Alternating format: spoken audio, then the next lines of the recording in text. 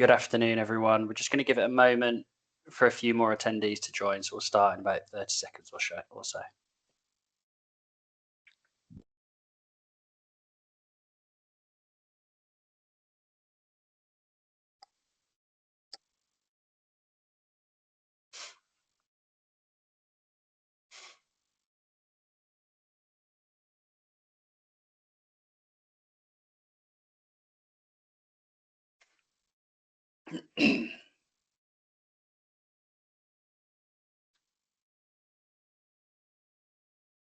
Okay, great. I can see our panelists down the right-hand side now, so the technology is working, which is good. I can see the numbers ticking up, so I think we'll get started. So yeah, good afternoon, everyone. My name's Ian Smith. I'm the new business and strategy director for Balfour Beatty's power transmission and distribution business. So my day-to-day job's taken up looking at the grid. So I'm fascinated by today's topic and the input that we're going to get from the panelists on the future of energy infrastructure here in the UK. Today's Net Zero Week discussion is net zero at system scale, delivering the next wave of energy infrastructure. Obviously, the UK's energy transition is entering a new phase. The technologies are increasingly understood, but the question is, can we actually deliver it? And that will be the focus of today's discussion. I think the big question really we'll be asking is, how do we build the infrastructure needed to strengthen energy security, support economic growth, and ultimately achieve net zero? And how do we do it at the pace and the scale required? To answer those questions, I'm joined by a fantastic set of panelists. So first of all, we've got Louise Colley, who is a colleague of mine at Balfour Beatty and is our new business and pre-construction director. And Lou will be able to bring a fantastic perspective because she's really led the charge from a Balfour Beatty perspective on a lot of these new energy transition projects.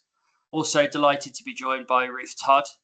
Ruth is the Operations and Supply Chain Director at Rolls-Royce SMR, so Small Modular Reactors. And then finally, we've got Matthew Cheadle, who is the Managing Director of Technip Energies UK Operations. So a really great diverse panel that will be able to give us some fantastic views. Together, they bring perspectives from major infrastructure delivery, obviously nuclear energy, carbon capture, and also industrial decarbonisation. So I'm really looking forward to a practical discussion about what it will take to deliver the next generation of UK energy infrastructure. So with that introduction, please let me hand over now to Louise Colley for some opening reflections. Lou. Thank you, Ian. Thanks, Matt and Ruth, for joining us today for what I hope to be an interesting and educational debate, I guess. So hopefully people will come away from this session learning something they didn't know before, but also having wider context of what this net zero energy transition sector is all about and what we're trying to achieve. So I think it's fair to say we've spent quite a few years debating energy transition. But today, as Ian sort of highlighted, the question is much bigger. We're already well into the energy transition sector delivery in pockets, so in certain projects and certain parts of that kind of system. But how really can we get behind it and build it as an overall approach? It's not simply an environmental challenge. It's an energy security challenge. It's an economic growth challenge. How do we use energy security to also help the UK prosper? And increasingly a huge execution challenge. From my perspective, I have an oversight of a number of different sort of major infrastructure sectors across the UK. So understanding how we prioritise the right relationships, the right supply chain, the right skills, and the right techniques to actually deploy some of these major schemes is really important, and are still very much flying the flag for energy as one of the top priorities. I think we've seen that the technologies are maturing. We've proven the technologies in other parts of the globe, so that shouldn't be as much of a challenge as perhaps is made out to be. We already know we need the transmission infrastructure. We know we need new nuclear capacity, and we know carbon capture and industrial decarbonisation has a really critical role to play in this sector. I think there is probably increasingly less debate about exactly what needs to be built, but more around building at the pace and scale required to meet the ambitions of organisations involved, but also UK government around what we need to have secure and when. I really do believe what we need to achieve net zero and energy security is not a collection of individual projects, but a really large transformation in infrastructure that we haven't seen before in generations, that we haven't been able to deliver in other sectors. So what are kind of those success criteria? How do we make this happen? So I think from my perspective, some of the key ingredients are world-class engineering expertise, innovative business, really strong partnerships across the sector, and a strong pipeline of opportunities. But there are also some very, very tough realities with executing this kind of work. As I said before, there's competing priorities across the country, across different sectors, particularly around skills. The same to a certain extent with supply chain partners, especially around some of the specialisms. And we're challenging organisations to deliver more, faster, and at lower cost with those kind of competing priorities. So can we develop the workforce we need to execute in this sector? Can we create the certainty that allows businesses to invest in these programmes and get the return that they're expecting? And how much can we expedite that, given it's such a critical part? And can we strengthen our supply chains and improve productivity and safe delivery at the same time? So I don't think focusing on a project by project basis is hugely helpful in this debate. How do we move into a world where we're delivering system by system, and how do all these different specialist projects make up a whole that is greater than what we've got today? I think there's a key piece around partnerships across government, regulators, asset owners, technology providers and delivery organisations, which perhaps in the past and maybe in other sectors we've not prioritised as much, and that can often be the downfall of when things go wrong. But for me, the opportunity is really enormous. If we get this right, we can strengthen energy security, support economic growth, create highly skilled jobs, and accelerate this transition. So really, I think the challenge is turning this delivery into a pace and scale not seen for generations. And I'd be really interested to understand the perspectives from Matthew and also Ruth in their different areas. And I'm looking forward to hearing perspectives around this subject matter and seeing where it takes us in the next few minutes. Thank you. Brilliant, Lou. Thanks for those reflections. And I think it's a really good introduction to both the exciting world of UK energy infrastructure and all the opportunity that it's bringing, but also, as you say, some of the realities in terms of skills and supply chain constraints. So I think, obviously, Matthew and Ruth, you're at the sharp end of carbon capture and SMRs in particular, which we know is such a big part of the energy transition. So it'd be fascinating to hear your points of view. I'm going to start with a question to all of the panelists, actually, if that's okay. So the first one I want to ask is, what has to change in the way the UK delivers energy infrastructure if we're going to turn our net zero ambition into a working system by 2035? So I'll probably just come around each of the panelists for your view individually, if that's okay. And we'll start with you, Matthew, if that's okay. Yes, of course. Good afternoon, everybody. So from my perspective, it can only work if we have a clear path forward in terms of investment and decision making. If without that, none of the partners, companies, contractors or investors can invest in that scale of opportunity. So we'll be talking later on, I'm sure, about skill sets, about resources, about capacity and capability. We don't yet currently have the capacity and capability to do all these projects in one go in the UK, or even in a good sequenced order, but we do need to do them. And the only way to do that is to have a clear pathway and have the ability, therefore, to give different companies and contractors and investors time to invest in their resources, invest in their equipment, invest in their capabilities to make sure we then have an efficient and reliable way forward for supporting these projects, from my perspective. Thanks, Matthew. That's great insight. And I think, someone who works in the grid in particular, I think we take it for granted sometimes actually now, the visibility and certainty that the approach that our clients have taken. I completely agree with you. All starts ultimately with that certainty, doesn't it? So that companies like Technip can actually make a real commitment to grow and invest. So no, fascinating reflection. Okay, great. Go over to Ruth, please. Yeah, I absolutely agree with Matthew. And I think Louise scoped the challenge really well. I might put a sort of alternative perspective on it and suggest that you only gain investment if you're a good bet, and we need to make ourselves a good bet. And that comes through predictability of build, knowing that what we're doing is repeatable, not being programs that run over cost, over schedule, and make us a difficult choice when someone's thinking about where to invest in energy. So what might be different in 2035 is a sector, mine's the nuclear sector, that has some predictability, that has a pipeline, that has got some capability and certainty to it, that isn't in a boom and bust situation, and is therefore attractive. So we can get both the pipeline of implementation, but also a pipeline of investment that's possible because we've created an investable outcome. Yeah, brilliant. I mean, I think there's a really good read across to offshore wind, isn't there? Where actually the UK was able to lead the way and make it into an investable environment, and we probably need to do that on a wider scale. Make a UK an attractive place to be. Yeah. Lou, invite your view on this one.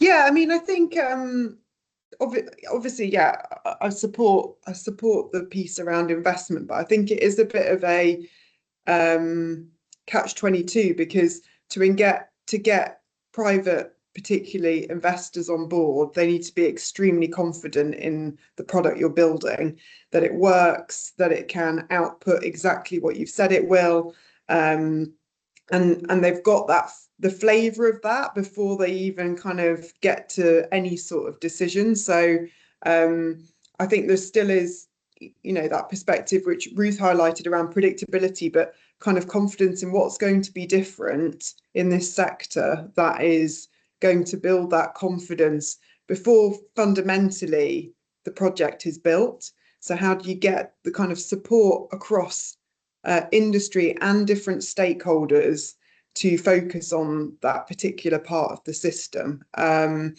if you think about previous programs that have been successful or not successful before, and I know there's a lot more sort of tactical constraints that put in the way of successful projects like planning, etc.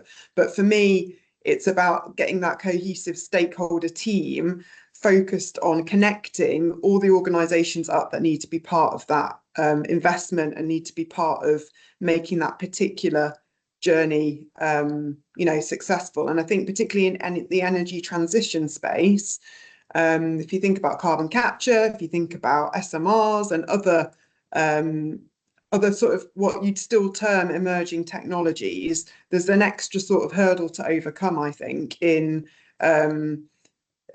giving confidence they're going to execute and output exactly what they need to deliver as part of this system. So investment, absolutely, but then there needs to be that delivery confidence and, as you said, Ruth, repeatability around the different products we're delivering, and then how are we going to better that for the next one, and how are we going to make this a whole pipeline and growth trajectory for that particular sector.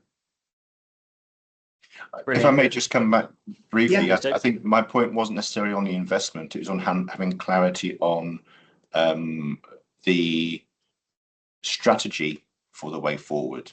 So the government has done a fantastic job in publicising, maintaining funding, supporting these projects so far, but there's been a little bit of a stop-start regime in terms of how that funding is handed out or confirmed, let's say. That stop-start adds uncertainty to all stakeholders in the team, everyone from the investors through to the operators, through to the engineering entities and the construction and fabrication teams, which means that they are less willing to start to invest in building up their capabilities and capacities. if there was a more seamless strategy in terms of the timeline of what they were going to do, that's what I was referring to in terms of investment, I guess. It would enable people to have confidence to get the right people in the right place at the right time, and for all the stakeholders to get together to collaborate and make it a more streamlined and effective process from top to bottom. And by stakeholders, I mean all the way from the government down to industry, to make sure that we have thought about the full chain, not just the individual parts. So there's lots of different facets here, but the key thing for me is having that clarity in terms of the path forward without any gaps in it. And it's the gaps that give the uncertainty. Yeah, thanks for that. I mean, I think there's a lot of commonality in what you've all said there, mainly around confidence, really, isn't it? Whether that's confidence from those that need to invest, or, likewise, confidence in the technologies that are being put forward. I mean, I think the only thing I would add is that there's a strategic spatial energy plan that's going to be published next year. And I think things like that help to create a UK-wide strategy that can ultimately create certainty and get everyone pointing in the same direction. Okay, I'm going to zoom out a little bit from energy specifically. I'm going to point a question directly at you, Lou, if that's okay. Obviously, you've been involved in a lot of major infrastructure programs through your time at Balfour Beatty, not just in energy. So I think from that experience, where do you think major infrastructure programs most often lose momentum, and what do you think we can learn from that? Wow, what a question. I'll try not to take the whole webinar on this. No, it's a good question. And I think for me, there are kind of a number of key areas fundamentally, and it might sound obvious, but the quality of the partnerships that are built, early in the phase of the major infrastructure project, whatever it is, are really critical. So if these break down, or they weren't possibly the right partnerships coming together in the first place, I think that creates a lot of risk and uncertainty, loses confidence in that investment piece that Matthew referred to, that kind of stakeholder engagement. If that starts building any doubt, then I think programs can quickly deteriorate and seemingly lose control quite quickly, whether that's the case in reality or not, but I think they can spiral. And fundamentally, that trust erodes all momentum in those projects. I think there's a piece around what is the overall goal we're trying to achieve with that major program of work. There's the kind of often the I guess more superficial piece, which is whatever we're building. But then there's the kind of longer term piece around what is what we're building trying to solve in terms of that particular sector. So, examples would include things like actually that project is there to drive economic growth, or it's there to connect parts of the country together, or it's there to drive a specific skills agenda. So I think having a uniform understanding of what the actual goal of that programme is quite important to kind of cut through any of the challenges and the risks that are faced. And then sometimes these programs just start too early. So we are trying to kick off a program of work where the design's nowhere near ready. People start getting carried away with starting to deliver work. Then there is a lot of change.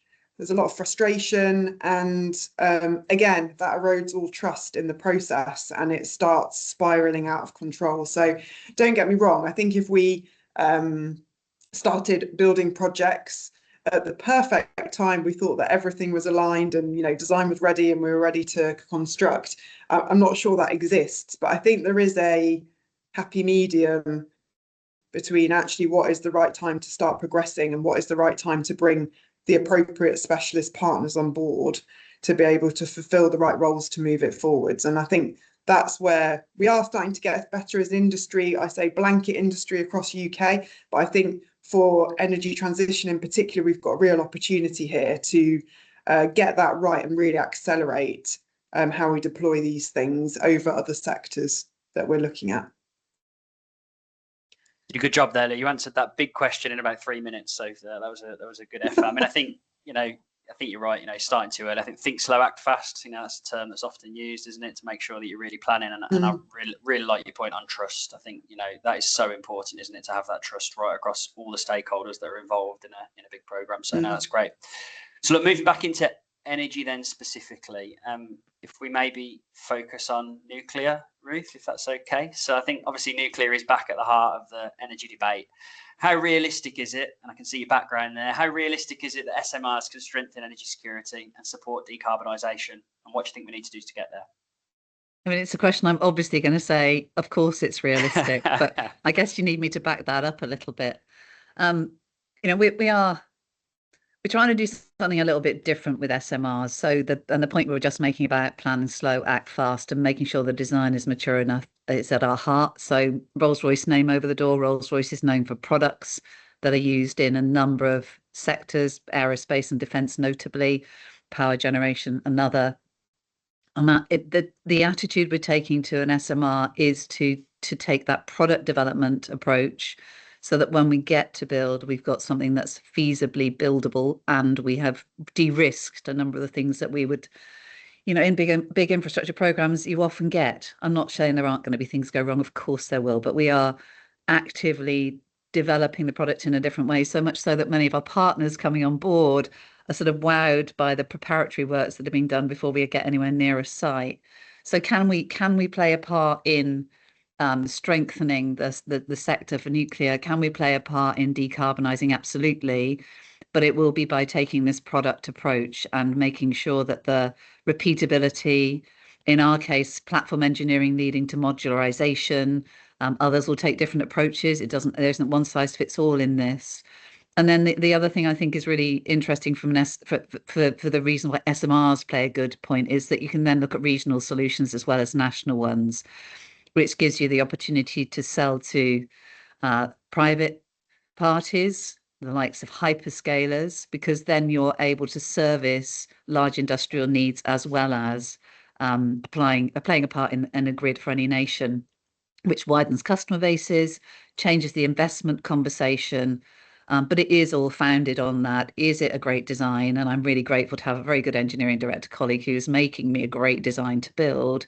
And then have you got a way of building it, a delivery model that is predictable and redeployable in lots of different places? Very, very grateful that 3 countries have chosen to invest in our power plant, which is giving us a pipeline. The things that come out of that are important, I think, is collaboration. And Louise, you talked a bit about getting different parties together. There's a key to bring the best of the best together. Our design isn't being designed by Rolls-Royce engineers. It's Rolls-Royce and all our enterprise partners.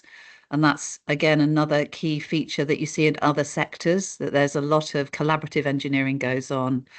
And then that long-term pipeline, which we talked about the UK having, but for me, it's more of an international pipeline, then makes building in factories, doing things off-site, a much more sustainable proposition, because you're not looking at, am I doing something for this one project? You're looking at, am I creating 10, 25, 50 years of work? That means we've created a sustainable industry, and the nuclear sector starts to go through the renaissance we're all hoping for. So it's a bit of a multi-tiered answer, but absolutely, I back the fact that we are going to play a strong part in energy transition and can bring some predictability to the build of nuclear to play its part in the wide scope of energy capabilities we need in order to service each nation's needs. Yeah, I mean, you know, I think a couple of things there. The product and engineering development focus that you've got, I think, is really important, isn't it? I'm sitting in Derby right now, and I can see the legacy that Rolls-Royce has left and continues to leave in this area as a result of that focus. So I think it's really exciting to see how SMR develops within Rolls-Royce with your partners. If I turn to carbon capture, Ian, sorry, can I just ask Ruth a question on that? Just because I'm interested. That kind of predictability piece, sort of, how are you bringing together the right expertise to ensure that happens? Because that is something that's been a challenge in the rest of the infrastructure industry. So what are Rolls-Royce SMR doing differently that you think the industry could learn from? Yeah, so bringing international partners together. So we're learning from other sectors. We've got oil and gas partners in our enterprise. We've got construction partners. We've got partners from some of the big equipment.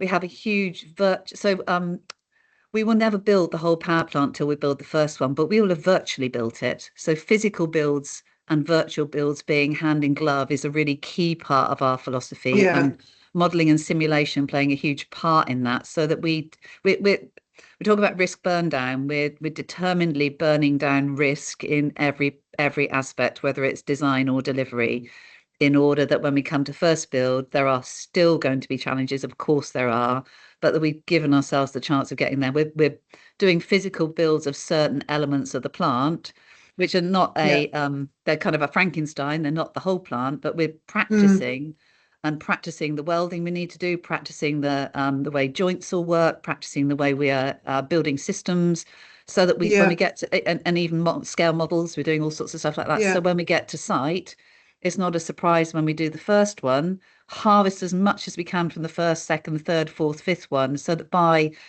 not very long after we've done that first one, we really are creating a much more a swift, effective delivery that is predictable. So yeah, lots and lots of trialing off the pitch, if you like. Yeah, thank you. Right. Okay. Yeah. So turning our attention to carbon capture and underground storage, Matthew, if it's okay. So as you move into delivery, and obviously we're involved with you at Net Zero Teesside, what are the biggest practical challenges in scaling the technology? Okay, I feel a little bit like Louise now. That's one question that I could take a long time answering, but I'll try and We're already behind time, so you're going to have to be succinct. I will be as quick as I possibly can. So I think the biggest challenges from my perspective are infrastructure and economics. There's two different things there. From a purely technical point of view, I don't think there's any real challenges in terms of scaling in terms of size. And I think if you just mentioned a few minutes ago NZT, if you take that as an example, that's designed to capture the largest gas turbines available in the world in a single train. So increasing from that capacity, just adding numbers of trains. So from a purely technical point of view, I don't see that as an issue. I think the main issue for projects of that scale is more the economic model that supports these projects. They are mega projects. They don't necessarily have a payback and profit mechanism that's attractive to investors and operators without government support at this point in time. So, I mean, clearly there's a driver on the engineering and construction firms to find ways to reduce both the build and operating costs. That's obviously we need to make it more attractive. But I also think that we should be looking at how else we can improve the economics overall. An example might be, I mean, currently most of it is carbon capture and storage. Maybe we should be looking at utilization more, or localized utilization of the CO2 local to the capture facilities, and that might provide a more attractive economic model for operators and investors. If I switch very quickly to growing in terms of numbers, so multiple smaller facilities, for example, I think the challenge would be more in terms of infrastructure. Teesside has been well thought out as a cluster, and there's a planned infrastructure that can quite efficiently capture and transport the CO2 from a number of local emitters. That's not necessarily going to be the case when you're looking at emitters based in a more congested area like London, for example, or more remote locations that are not close to pipelines or the coast. So having a longer term strategy and plan for the infrastructure that supports those, I think would be key to growth in quantity rather than size. Yeah, cut it short for you. That's good. I mean, I think it comes back to those clear strategies, doesn't it? That steps away just from the technology and actually thinks a bit broader. And as you say, in terms of infrastructure, the wider economics, who can actually use it, etc., which I guess comes back to what we said earlier about getting wider stakeholder involvement and having a broader strategy. Yeah, great. Okay, great. Look, the theme of this was sort of net zero at system scale. So I'm going to ask all of the panelists this question now and just invite one or two of you to comment. Are we still looking at the energy transition project by project when we need to think system by system? So are we still thinking a project by project way rather than a system scale? So I'd invite any of you to maybe comment on that. I would say, from my perspective, we are looking holistically at not project by project, but by system, as to ways that we can standardize the delivery and design of projects, to be able to more effectively and efficiently bring them to reality. So we talk about cost efficiency. Standardization is a key part of that. So that is definitely not looking at a project by project basis. That's looking at the system as a whole, as to how we can best support the strategy for the UK and elsewhere by making something more reliable and cost efficient and repeatable as a solution. And I agree with that. It's exactly the same for us, but I'm going to widen it by saying we're not just thinking of the UK, we have to think globally, and we have to think about into the depths of our supply chains as well. So when we look at capacity and capability, the sector I'm working at the moment is used to single projects that appear from time to time. They're not used to the system that will continually ask for another one next year, or 2 next year, or 4 next year, or 20 next year. And so we've got a supply chain transformation to deal with. We've got to think globally so that we're understanding where capacity constraint will come from, where opportunity allows us to keep that continuity of pipeline. And exactly as Matthew says, we've also got to make sure we're doing that on the back of system thinking in the way in which we're designing and planning each piece of infrastructure. That's great. Lou, anything you want to add on that particular topic? No, I mean, I agree, and to make this sector work, you kind of have to think like that. I guess the only thing I would just briefly mention is, I think when funding is perceived to be jeopardized in any part of this, or the visibility of the pipeline is in question, that starts, that risks people going into more of a project by project mentality, because there isn't that certainty. So I think the importance of that strategic pipeline of work, that there is commitment to the sector in whatever geography or part of the country it is important to emphasize. That's a big part of how that can operate in the right way. Yeah, I mentioned it earlier. The sort of the strategic plans that are going to be coming out, the strategic spatial energy plan, the central strategic network plan, they're looking to bring together a longer term direction that combines electricity, hydrogen and gas, looking at where we need power, where it needs to be taken off the grid, where it needs to go into the grid. And I think that kind of an approach, I think, is really welcome and will really help to create a clearer vision, I think, for the whole of the UK. But I also love, Ruth, your reference to thinking globally. There's a danger always that we become a little bit UK centric, a little bit UK focused, and actually getting our heads up and looking at how things are being done globally and thinking about things from a global supply chain perspective is a really good reminder. Okay, great.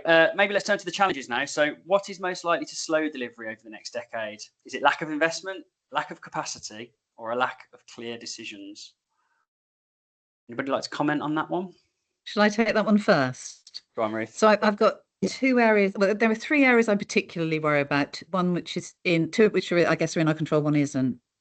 The first is that if we do move more to this product mindset and we are creating systems, then that changes the way the government needs to consider us as each individual piece of infrastructure at the moment. So we have most governments actually that we're working with have a very project by project mindset, because that's the way they can gain funding, and that's quite challenging. So that's going to be an interesting dynamic as we watch this grow, and will become a constraint, I think.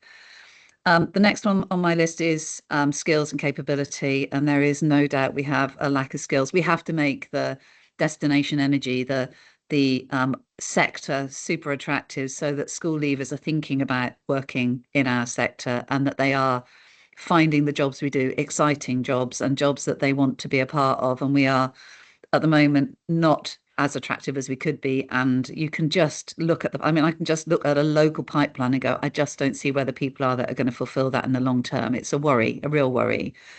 And then sector capability would be the last one. And as I've kind of described, the nuclear sector for me is one that hasn't ever had this continuity of demand, and doesn't have therefore experience of lean thinking and building efficiently and delivering on time, and all the things that are taken for granted in many other sectors where there is a consistent demand and there is an ongoing requirement of them.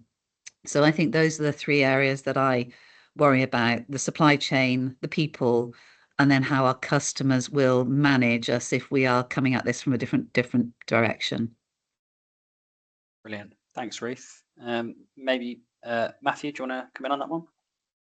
Yes, I mean, I'll largely echo what Ruth has just said, and also go back to my previous comment about that certainty of going forwards. I've been in this industry for a few decades now. In terms of engineering and construction capabilities in the UK, we're a lot smaller than we used to be 20 years ago. We don't have that same capacity or levels of expertise that we used to have. I think we're at a tipping point now. So if there is a certainty of supply or certainty of investment in terms of strategy, those capabilities can start to build and increase and help build the economy of the UK and support all these projects. If there is any significant delay or doubt in that, the opposite can also be true. We can lose what capacity we do have across the board if we're not careful. So that's my biggest challenge, is having that clarity and certainty in terms of the pipeline of opportunities to enable, as I said before, enable the entities and all across the supply chain to be able to maintain and build their capacities and capabilities to support these projects.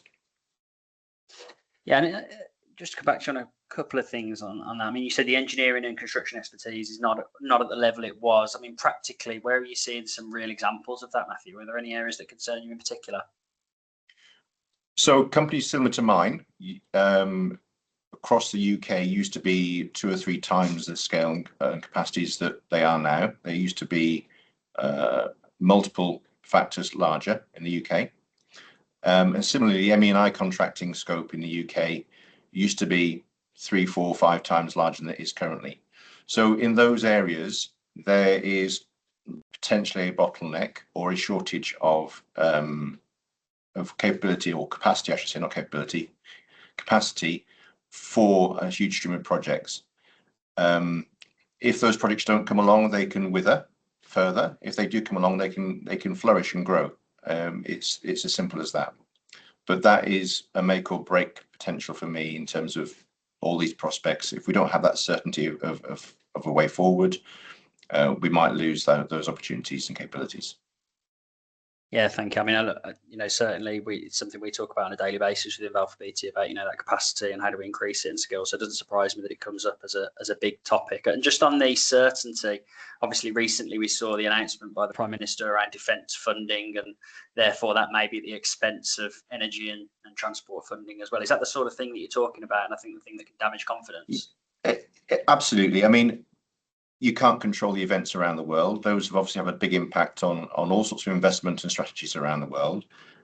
UK politics is another one of those. I'm not saying that that's anything's been done deliberately, but every time there's a delay or uncertainty, the process of review, approval, and progressing is delayed by weeks, months, sometimes years.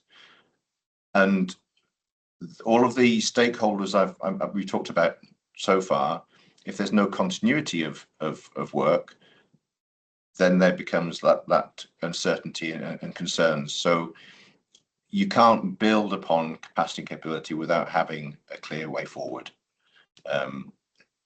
Sounds obvious, but the more things are delayed, it's a snowball effect. Clients disappear or have a rethink about what their investment is. Investors think maybe it's not a good idea. And it has a snowball effect if it's not carefully managed. Well, and we operate in a global environment as well, don't we? And money can move around the world, right? So yeah. Absolutely. Okay.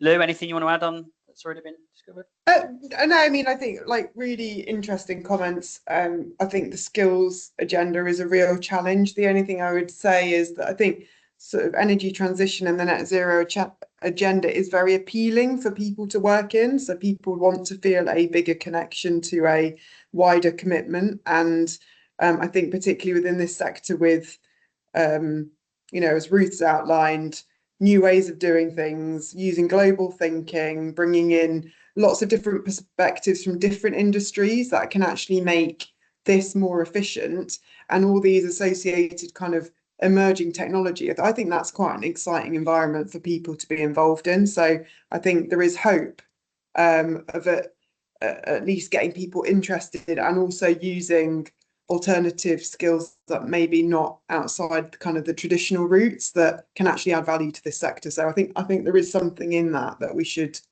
build on. Yeah, I agree. I mean, look, you get an opportunity to solve humanity's biggest challenge, arguably, and also have a great career in the process. I think it's down to all of us to be evangelists for this sector. And I've already told my 3 sons that are all under 7, they're going to have to go into the energy industry. So lucky them. Okay. They're going to love you later on. Yeah.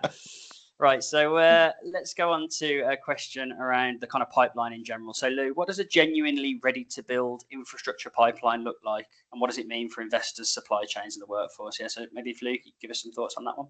Wow, I mean, I think that question covers quite a lot of what we've already discussed, you know, around making sure we've got the right investment, making sure we've got the right stakeholders on board.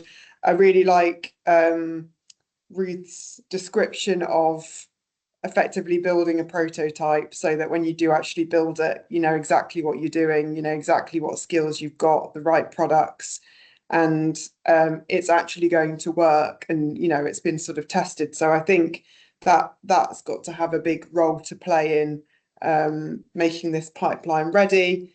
And then, you know, the big piece for me is linking all different tiers of the supply chain and the competence together that you need to work on this. I think when lots of different interfaces come together in different organizations, it can be amazing, but it can also be quite difficult to make sure people are acting in the right space and that they're collaborating sufficiently. So having, I think, people with those skills to be able to bring all those partners together again around that kind of common goal and what we're trying to achieve is really critical.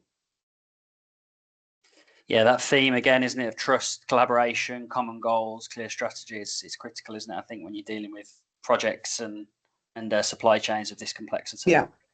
Yeah. Okay, great. So I just want to, I think, you know, we've touched on skills quite a bit there and sort of capabilities. We've talked a little bit about that in carbon capture. I guess just coming back to SMRs, Ruth, you have spoken a bit about this, but it'd be good maybe just to focus in a bit more on what specialist capabilities you think the UK needs to build now if we're going to be able to deliver this product development pipeline and compete on a global scale. Yeah, I'm going to answer the question slightly differently, I think, because we're building on a story. I'm going to just try and add a new dimension in, I think, which is we've got to think about AI. We have got some shortages and we have got a capacity concern for the future. We have to use technology to help us overcome that, as well as encourage more people to work in the sector. And it's really on our minds at the moment about how can we simplify what is an incredibly complex thing to build a nuclear power plant, so that we are taking away some of the decision makings, taking away some of the effort that's involved in doing it by using technology to support us in that. Having repeatable assets really helps with that. When you're doing a one-off project, it's really hard to think that way. But if we are going to be building multiple products, which is our business model, then using technology to take away effort. So how do I stop the extra work that comes out of schedules moving by using technology to bring more predictability to my schedule? How do I use technology to make sure that when someone turns up for work today, they've got everything they need? How do I assist someone in doing their work so there's less effort for them involved in making it happen? And all those uses of technology, whether it's AI, whether it's robotics, whether it's automation, are things I think we have to think about as we move forward. And we're not there yet. There's an awful lot to do in that area, but I think it has huge potential for us as we think about this. And then we come to the obvious things. In the nuclear sector, there is a huge amount of very specialist welding to do. As we look at repeatable assets, we have to bring in some different skills to those we've had before. So we need civil engineering, we need mechanical engineers, we now need systems engineers, and we particularly need metrologists. And that sounds like a funny thing to add onto the list, doesn't it? But when you're doing precision build and you're doing it so that you're creating a product that's predictable, you need to measure the way you do it as you go. And I think metrology is going to become more important as we go forward. So there are a list of skills, and I can go on this quite a long list, but I also think there's a capability that sits behind it, which is the use of technology to reduce the effort in producing these large pieces of infrastructure. Yeah, I think it's really easy, isn't it, to get caught up with the amount of people that we're going to need to do this, but actually thinking about how you reduce that demand for people through using technology is really critical. I mean, Balfour Beatty announced yesterday it's made an investment in essentially accelerating robotics, AI and data for that exact reason. How do we focus in on productivity, not just thinking about how we bring more people in? How can we take more offsite and automate things so that we don't need as many people? And I'll also be telling all my sons that they're going to become metrologists in the future now. I didn't realise. And honestly, it's totally cool. Some of the technology from metrology is really fun. But I am an anorak, I know. But the so if you just look at variable productivity, if we look on a civil site where you've got big civil works in a non-repeatable format, you're probably looking 20% utilization of an individual's time. So their majority of their time is spent doing things other than productive work on average across a group. If you go into a low volume factory, you can get between 40 and 60%. If you get up into the sort of fast moving mass production, you're in the high 80s. So we really have a lot of potential to reduce the effort for people by using technology to make sure their time is all value adding and the things they're doing are the things that are adding to the product. And then that allows us to focus their skills on the things they came to do rather than the things that they're waiting to do because there's something not there when they needed it. So it's that thinking, let people do the jobs they really want to do. Let's make sure people are having a good time when they come to work and they're enjoying doing the things they plan to. That's some fascinating statistics there, actually. We've got quite a specific question just on the sort of question about how industry bodies can help more. So there's a question in the chat that says, I represent the Net Zero Transition Panel for the Pipeline Industries Guild with my focus on SME comms. How can they be more active or share in this area for their members across the pipeline industries? So obviously we're going to talk a bit about CCUS, but just more broadly, really, do you think there's a role to play for other industry bodies in this challenge? Absolutely, and it's only by collaborating. It's an extension of the collaboration we were talking about earlier when we were talking about each build. Is that industry bodies are absolutely key because they have the right relationship with all the parties. They have a non-commercial relationship, so consequently, we're going to be involving. For us, it's a key part to involve all industry bodies that are appropriate to each problem we're trying to solve, and it is a problem-solving world, isn't it? Right, thank you. Hello, I'm going to go to one more question. I think we'll go to the audience questions. So probably just across to you, Matthew, just any reflections from your perspective really on this kind of skills bottleneck and the skills challenge. What do you think are the critical things that we need to do in this area, or your critical observations? So I agree with Louise that I think there is a lot of young talent which is really interested in coming into this industry. I think from that perspective, we won't be short of people that will come and help us support that, and we need that growth from the bottom up. I think in the immediate term, though, we do have the bottlenecks in terms of getting the right number of people on the projects, especially on sites and construction sites where logistics is a big issue as well, and that can cause a problem. But for me, it's a current shortage of the right number of people, primarily in the on-site positions. I mean, we're fortunate that engineering and procurement these days doesn't have to be local to the project. It can be anywhere. It could be anywhere globally, in fact. But it's having those people in the UK for these projects or wherever the project's being built, being able to support the scale of these projects and the quantity of these projects at the same time. That for me is the biggest challenge. I think that's a great observation. It's definitely one of the things we've noticed. How can you get enough people that actually are willing to work on site, full time, and because that's ultimately where you are going to need people, and it is a real challenge, I think, especially in more remote locations. But that comes obviously through improving site environments, the quality of jobs, salaries, etc. It does. I mean, there's loads of things you can look in that area, but as you say, it's not a one-stop shop, and these are not short projects either. These are 2, 3, 4 year projects, so they're not day trips for the teams. So. Great. I'm going to go now to the audience Q&A. We've covered a lot of topics there, but we have had a few questions in the chat. So I'm going to jump to this one first of all, because we haven't really spoken about this. Has anyone got a view on what the outlook is for the future of hydrogen in the UK? Do we expect to see sustained support for it? Do we think it's got a big role to play? Has anyone got a view on hydrogen? I believe that there is an outlook for blue hydrogen. Okay. I think that has a clear advantage. There is some challenges economically currently in terms of how that's going to be utilised. So that's stumbled, I think, in terms of the progress of the strategy and the investment. But I do see a way forward with blue hydrogen. I think until that is in place, let's say, economically, I think there's going to be less chance of green hydrogen coming up alongside. I think we need to have blue hydrogen first, and the green can follow, from my personal perspective. Okay, great. All right, I'll turn to another question that we've had in the chat then. So you've talked about investment, supply chain, build certainty, and the challenges associated with those areas. There is a challenge which has not been discussed much, which is the regulator. So maybe for you, Ruth, for new nuclear projects, do you see the role of the regulator in the UK with the Fingleton report and internationally being part of an enabling landscape to deliver this next wave of energy infrastructure? So what role do you think regulation has to play?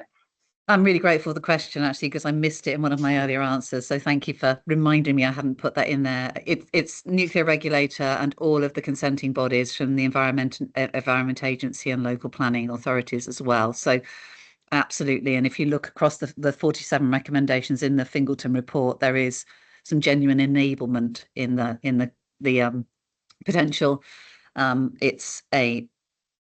There's a significant amount of work going across government at the moment to implement all 47 of those recommendations. We're participating in that and are actively encouraging some thinking. And I have to say, coming out of the regulators is some great support for what's being said. There's a real pragmatism you can feel in those conversations. You can see that we're looking at case studies, we're looking at how those recommendations could be taken forward, what the guide rails could be, how you take away how you take the pressure off an individual so they can look at things more holistically in the regulatory process, whether it is, for the environment, whether it's for planning or for nuclear. So absolutely, it plays a huge part, and the Fingleton report, I think, is a fantastic enabler of us to think about that differently. Great. Okay. Fantastic. I mean, I know certainly from the part of the world I operate in the grid, obviously it's a different type of regulation, but Ofgem are absolutely at the heart of actually, obviously, looking out for the bill payer, but actually also putting the mechanisms in place to give the certainty that we've spoken about so much today. And I think we've really benefited from that in grid infrastructure. And I think that, regulators can really help create that environment of certainty and trust, can't they, whilst also operating on behalf of the public. So yeah, big role to play, and a really good question from that member of the audience. So probably got time to go to one more question. Where is the greatest productivity opportunity in net zero delivery? Is it technology, regulation, commercial models, or culture, or something else entirely? Just interested, really. We've spoken a bit about productivity and the role it has to play. Where do we think the biggest opportunity is? But any of our panelists to answer that big question. I'm going to answer it and say there's no panacea here. No. When you're building, when you're talking about any complex infrastructure, there are so many strands, there are so many risks that it has to be a balance across the different things that influence it.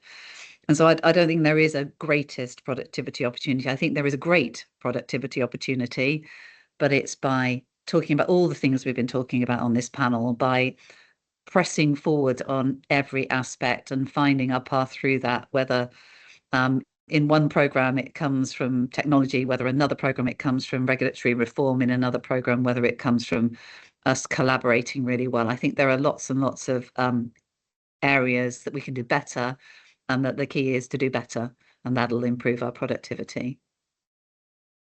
If I may just add to that, I think full chain collaboration will be the most beneficial productivity change. None of us can work in silos. None of us can try and find a solution on their own. There's always going to be assumptions made if you don't discuss. So having that full chain collaboration from the very start, I think, would help smooth the way and make it much more easy to be productive and effective and efficient in these large scale projects. But I echo what Ruth has said as well. Yeah, absolutely. Lou, anything you want to add? No, I mean, I agree. It's, you've got to be able to tackle all these things to really get the real productivity momentum going forwards. And I know there is more of an industry focus generally on how we sort of fly the flag for productivity. I do think there is something in what Ruth said about AI, but even before you get to AI, how do you standardize and make processes and areas consistent so you can actually capitalize on the AI working well?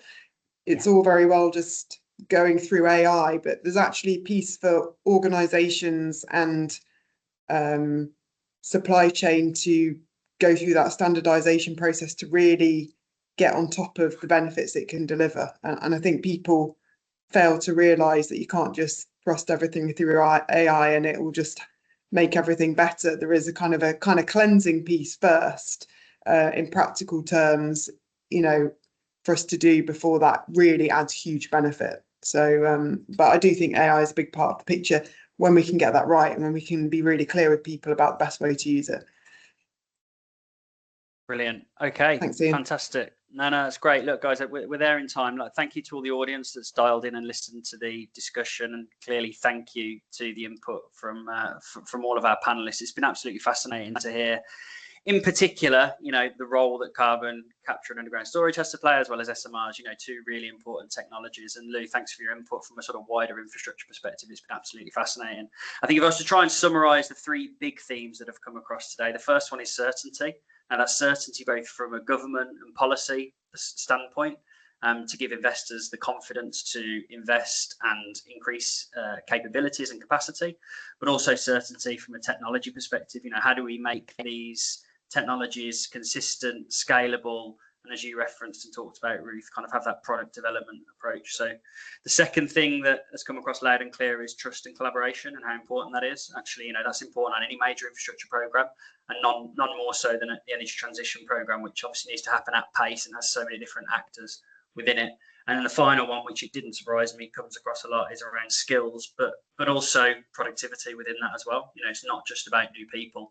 It's also about the technology, the data, the robotics and AI that we're going to use in order to make these more productive, make them more cost effective, and make them easier to deliver. So look, thank you so much for all your input today. The energy transition is an amazing place to be. It's the sector to be in, and it's been really, really good to talk about some of the things that we're doing to overcome some of the challenges ahead. So with that, I'll close the panel there and thank you for your input. Cheers all. Thank you.